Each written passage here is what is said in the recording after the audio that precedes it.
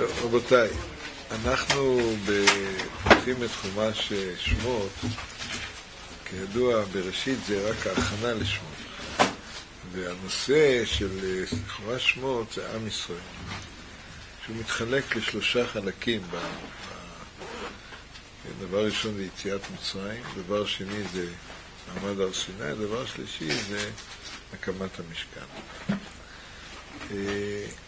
אז הימים האלה, מפרשת שמות עד פרשת תרומה, נקראים שובבים. קוראים לזה שובבים. זה ראשי תיבות של הפרשיות, של משמות, מהירה, בו, שלח, יתרו ומשפטים. כן. וימים מיוחדים, כי אלה הם הפרשיות שעוסקות ביציאת מצרים. Le Rav nous dit, on a commencé le Sefer Shemot, le livre de Shemot. Le livre de Shemot, il y a trois grandes parties. Première partie, sortie d'Égypte. Deuxième partie, Mahamad Har Sinai. On s'est tenu au Sinaï, on a reçu la Torah. C'est la deuxième partie, la deuxième grande partie de Shemot, avec toutes les lois qu'on a reçues. Et la troisième partie du livre de Shemot, c'est la construction du tabernacle. Toutes les lois qui ont rapport, de quelle façon on va construire le tabernacle.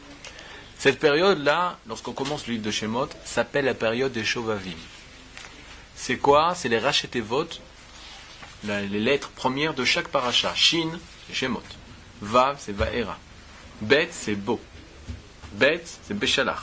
Yud, c'est Yitro. Et même, c'est Mishpatim. Ces 6 premières parachiotes, c'est une période que l'homme Israël va appeler Shovavim, parce que c'est une période importante dans le peuple d'Israël. צריך לדעת, כמו שיציאת מצרים הכללית, בשובבים גם נוהגים בעיקר עדות המזרח, כמו ברטושט האשכנזי או ספרדי. מעורבב, תערובת. מנסים לעשות תיקונים מיוחדים, בקשות מיוחדות. בימים האלה מתפללים תפילות מיוחדות, לתיקון לא רק הכלל, אלא גם הפרט. הפרשה שלנו, פרשת שמות, מציגה קודם כל את כל יציאת מצרים, אבל זה מתחיל מהסיפור שעם ישראל ירד למצרים 70 נפש, ויצא ממצרים 60 ריבו, 60 ריבו גברים רק, כמה מיליונים יצאו ממצרים. והתורה אומרת, איך זה קרה שמ-70 נפש יצא 70 ריבו? אומרת התורה, ובני ישראל פרו וישרצו וירבו ויעצמו במאוד מאוד ותמלא הארץ אותם. אומר במקום רש"י, מה זה ושרצו? שהיו יולדות 6 בקרס אחד. דהיינו, הם היו הולכים, כמו יש תאומים, הולכים שישיות, ככה הולכים ברחוב. כמו הילדים של הרב פרטוש, שיש לו 6, כמה יש לילדים? 7 ילדים. אבל כל אחד הוא כמו 6 שם. הרב יודע. 6 ילדים. זה לא נורמלי. התרבות גדולה מאוד. ידוע שהגלות היא משולה להיריון. והגאולה משולה ללידה. אז שהיינו במצרים, כאילו עם ישראל בהיריון, וכמו בעובר של אישה, אז זה מתחיל עם זרע שהוא בעצם מיקרוסקופי, ואחרי כמה חודשים יוצא 3 קילו. אז ההתרבות של התאים, זה לא התרבות נורמטיבית, אלא מכפיל את עצמו כל הזמן. גדל, גדל, גדל, גדל, גדל. ככה עם ישראל. עם ישראל גדל בצורה בלי שום פרופורציה. גדל וגדל וגדל. וזה היווה בעיה למצרים, ועל זה נדבר. Le Rav nous dit, lorsqu'on était en Égypte, il va se passer une chose tout à fait particulière au peuple d'Israël. Alors qu'on était 70 âmes à rentrer en Égypte, on sort Shishim Ribo. C'est quoi Shishim Ribo? C'est 600 000 hommes. On n'a pas compté les enfants, on n'a pas compté les personnes âgées, on n'a pas compté les femmes. On était environ 1,5 million de personnes lorsqu'on est sorti d'Égypte. Comment de 70 personnes tu peux arriver à 1,5 million à un peuple?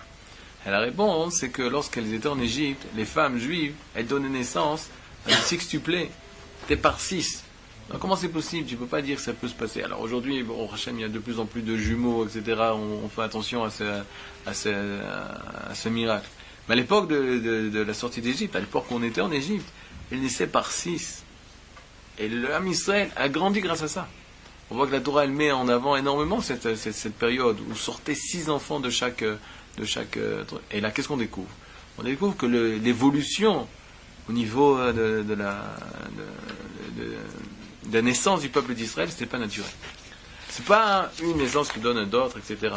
Et là, de l'intérieur, il y avait une puissance exponentielle qui permettait au Ham Israël de se multiplier, de se multiplier, de se multiplier. Et ça, c'était le miracle qui s'est passé dans toute l'Égypte. On dit que toute la galoute, elle est comparée à le fait qu'une femme soit enceinte. Isha Berayon, elle est durant sa grossesse. Lorsqu'on sort de galoute, c'est la Léda. Lorsqu'on sort de l'exil, c'est la naissance. Et ça, c'est tout résumé, tout le processus de la grossesse et la naissance dans l'esclavage d'Égypte et la sortie d'Égypte. אז נוצרה במצרים בעיה, קוראים לבעיה לשפה המודרנית, דמוגרפית. מה זה דמוגרפית? שפתאום פרעה רואה כל כך הרבה יהודים, הוא אומר, עוד מעט יהיו כאן יותר יהודים ממצרים. למשל, כמו היום בצרפת, המוסלמים, אותו דבר. עוד מעט יהיו יותר מוסלמים מצרפתים. כמה יש היום מוסלמים איפה בצרפת? יש הרבה, אומרים שיש 10 ויש עוד איזה 5 שהם לא רשומים. לא באמת. כי כל אחד יש לו 4 נשים, וכל אחד יש לו 40 ילדים. זה מפחיד. אומרים שצרפת זה בחסד, אומרים בגרמניה יש מקומות שרוב העיר הוא כבר מוסלמי. אותו דבר בהולנד, בבלגיה, לא יודע, בהולנד. בלגיה. בלגיה גם? סליחה שאני עובר לצד האקטואלי, אבל הבעיה הדמוגרפית היא בעיה רצינית. היא מפחידה. יש ארצות ששם הבעיה הפוכה, למשל ניקח סין. שם הבעיה הדמוגרפית שיש 1.5 מיליארד סינים, אז הם לא יודעים מה לעשות, עוד מה לאכול. אז יש חוק, שרק 2 ילדים אפשר להביא. מי שמביא יותר, מקבל עונש. אבל יש מקומות כמו בלגיה או צרפת, מקומות כאלה, מי שמביא ילדים, מקבל פרס. למה שם יש יותר מתים מאשר ילדים? סליחה שאני קצת אמרתי. והנה, בפרעה יש לו בעיה דמוגרפית. עם ישראל יתרבה ויתרבה ויתרבה. מה עושים? כמו שכתוב, ויאמר אל עמו, הנה עם בני ישראל רב ועצום ממנו, הבה נתחכמה לו.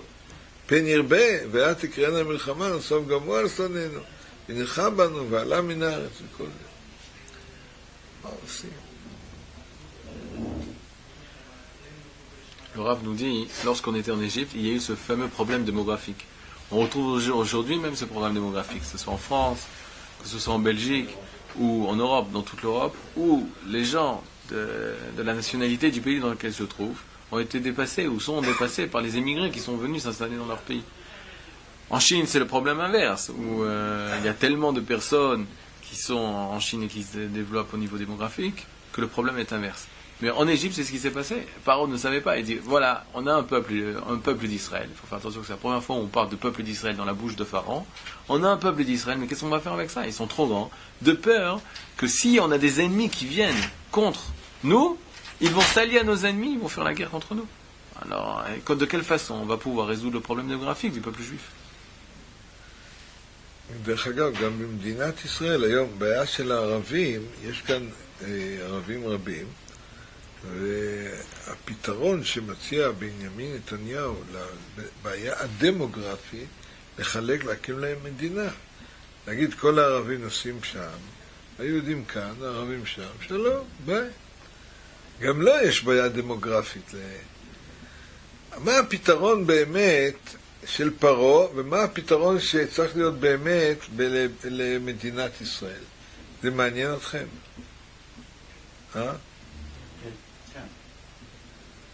נתחיל ממדינת ישראל. אם יש כל כך הרבה ערבים, מה צריך לעשות? להקים להם מדינה? מה אתם אומרים? להעיף אותם לים. לים? למה לים? יש להם מדינות הרבה. יש להם בסעודיה, יש כווית, יש שם הרבה כסף. המון כסף. יש שם כסף כמו חול. למה לא? נכון או לא? או במקביל אפשר שכל אחד יתחתן ויהיה לו 10 ילדים, היהודים, ויהיה הרבה יהודים, ולהביא את כל היהודים מהגלות, לא כי לעשות עלייה באמת, לתת להם תנאים טובים שיבואו מהגלות לכאן. והנה, אין בעיה דמוגרפית, הם יהיו 10%, 20%, ואנחנו נהיה רוב. נכון או לא? פתרון. עכשיו, מה היה צריך לעשות? זה הפתרון של מדינת ישראל. אם אני אהיה ראש ממשלה, תצביעו בעדי, אני אפתור את זה בצורה כזאת. כל אחד יחזור בתשובה, ידוע שבעלי תשובה יש להם הרבה ילדים. וזה אנחנו נפתור את הבעיה הדמוגרפית. אבל פרעה היה לו בעיה. מה היה צריך לעשות אם אני הייתי פרעה? אתה רואה, הם מתרבים, מאיפה באתם? מאיפה באתם? מארץ כנען. מארץ ישראל, נכון? מה היה צריך להגיד ליהודים? לכו לארץ ישראל. במקום זה מה הוא אומר? לא, בשום אופן לא. תישארו כאן. למה? למה אתה לא תפתור את הבעיה הדמוגרפית כמו שבצרפת, אם אני הייתי ראש ממשלת צרפת, מה הייתי אומר למוסלמים? תלכו איפה? אלג'יריה, מרוקו, טוניסיה, בלוב, איפה שאתם רוצים, תחזרו הביתה. מה אתם רוצים אצלנו בבית? אני צודק? נכון? מה עושה פרעה? הוא אומר, לא, אני צריך אותם כאן. לא רוצה לתת להם. למה? הם צריכים להיות עבדים שלי. הם צריכים לעבוד. כמו בארץ. מי יעשה את העבודה הקשה? הערבים, הכושים, זה. עבודת פרעה. הוא בסדר פרעה או לא בסדר? לא בסדר פרעה. כן. Le Rav nous dit, on a un problème démographique dans un pays quelconque. Alors qu'est-ce que devrait faire le pays, le chef d'État? Il devrait dire, attendez, vous êtes venus chez nous? On a du chômage, on a des problèmes, on a un problème démographique. Il y a une solution très simple, retournez dans votre pays. Retournez d'où vous venez. Maintenant, qu'est-ce que va faire Paro quand il va se trouver face au problème démographique des Juifs? Qu'est-ce qu'il peut dire? C'est pas longtemps, l'histoire, il la connaît. D'où vous venez? Vous venez de Canaan? Vous venez d'Eretz Israël? Repartez en Eretz Israël. Qu'est-ce que vous restez en Égypte? Vous êtes trop nombreux. Maintenant, au lieu de faire ça, qu'est-ce qu'il va faire Paro? Il va dire non, on a besoin de vous ici. C'est vous qui allez faire le travail le plus difficile. Au lieu de leur donner leur liberté, en quoi Paro est méchant? Dans le sens qu'il veut garder ces émigrés et les utiliser comme main-d'œuvre. Alors là, ça devient un problème. Lorsque tu es en Europe, ou en France, etc., dans tous ces pays européens, où ils veulent, d'un côté, garder les immigrés, et grâce à ça, c'est ceux qui vont faire les travaux les plus difficiles, ceux qui vont travailler que nous, on n'est pas capable de faire. Et en Israël aussi, c'est comme ça. Donc, les gens ils te disent, non, on ne veut pas des Arabes. Mais d'un côté, ils donnent aux Arabes à construire les immeubles, d'un côté aux Noirs de Saoudia de faire le ménage et de travailler par-ci, par-là. Alors, qu'est-ce que tu es en train de faire? C'est-à-dire, au lieu de leur donner la possibilité de retourner dans leur pays honnêtement, etc., tu les fais rentrer dans ton pays et que c'est eux qui soient ton esclave. שאלות, עד לכאן. De l'Égypte? למה אנחנו לא התחלנו במרד נגד פרעה? אתה שואל אותי? שואל אותם. הם היו עבדים. היה להם מנטליות של עבדים. On avait une pensée d'esclave. On ne pouvait pas se rebeller contre notre notre עבד, אין לו כוח לעשות מרד. On n'a pas de force pour se rebeller contre notre הם כבר התרגלו להיות עבדים. Ils sont déjà habitués d'être esclaves. זה מנטליות כזאת. באמת הם לא יצאו ממצרים בגלל מרד. אלא משה רבנו עושה בדרך של ניסים ונפלאות. שאלה טובה. למה? כי באמת חלק מההליכה במדבר זה לגבש אותם כמעם של עבדים לעם שחופשי, תבואו כאן לארץ. טוב, בכל זאת, פרעה במקום לפתור את הבעיה באופן רציונלי, הגיוני, להגיד לעם ישראל לכו הביתה, במקום זה הוא משעבד אותם, נותן לי יותר עבודה, יותר שעבוד, יותר... דרך אגב, חז"ל אומרים שמכאן בא העונש של פרעה, שהשם הכביד את ליבו, לא נתן לו לחזור בתשובה. הוא היה כל כך רע, כל כך הרע לעם ישראל, וחשב רק על עצמו, ולא על העם ישראל, לא רצה לפתור את הבעיה באמת. לכן הוא קיבל את העונש הזה, הכביד את ליבו. בכל זאת, פרעה, כמו אומרים, הוא לא פתר את הבעיה, אבל מה, נודע לו שיקום להם מושיע בתורה בן. ההסתגנינים שלו, אלה אמרו לו בן. אז מה הוא עשה? הוא אמר, אני זורק את כל הבנים לים, לכניעור, אבל מה יהיה? יהיה רק בנות לעם ישראל, לא יהיה בנים, מה נעשה? נפתח מחלקה דוברי צרפתית. בנות. מה יהיה? אבל היה מי שהציל את עם ישראל. זה מי? שפרה ופועה. בכל דור ודור יש לנו שפרה ופועה שלנו. שהם יש להם מסירות נפש. למרות הגזרות שהטילו על העם היהודי, הם הצילו את היהודים אז, וגם בדור שלנו יש כאלה שמצילים את עם ישראל. Paro, qu'est-ce qu'il va décider? Il va décider, parce qu'il a vu, grâce à ces magiciens, qu'il allait avoir un sauveteur du Ham Israël, un libérateur du peuple d'Israël, qui naîtra. Étant donné qu'il a vu que ce sera un garçon, il a décidé de jeter tous les garçons qui allaient naître dans le Nil. Mais bon, Hachem, Akadosh Baruch Hu ne nous a jamais laissé. Il a envoyé le remède. Le remède, ça va être Shifra et Poua, qui vont être en fait les deux femmes qui vont sauver le peuple d'Israël. Qu'il va permettre quand même d'avoir la naissance des garçons, et permettre la naissance des garçons et des filles pour que la pérennité du Israël puisse continuer. יש לי עכשיו פגישה עם אליהו הנביא, הוא מחכה לי למעלה. יש ברית. יש ברית עכשיו. יש ברית מילה או בית המדרש. אז תתחתנו ויהיה הרבה ילדים, לא יהיה בעיה דמוגרפית. Si vous vous mariez et il y a beaucoup d'enfants, il n'y aura pas de problème démographique.